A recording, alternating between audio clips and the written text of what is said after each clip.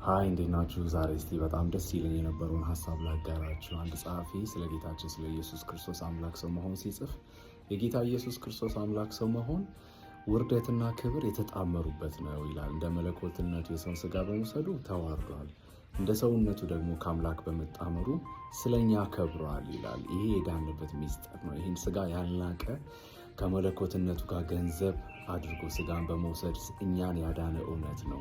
የዳናችሁ በዚህ ሐሴት ልታደርጉ ሁል ጊዜ ደስ ልትሰኙ የመዳናችሁ ሚስጥር ምን ያህል ታላቅ እንደሆነ መለኮትን ስጋን እንዲወስድ ያደረገ ስጋን እንዳይነቅ ያደረገ ፍቅር ነውና ይህ የዳንበት ሚስጥር በጣም ደስ የሚያሰኝ ደግሞ ልናከብረው የሚገባ እውነት ነው። ምክንያቱም አምላክ ውርደትን ሳይንቅ እኛን አድኖናል።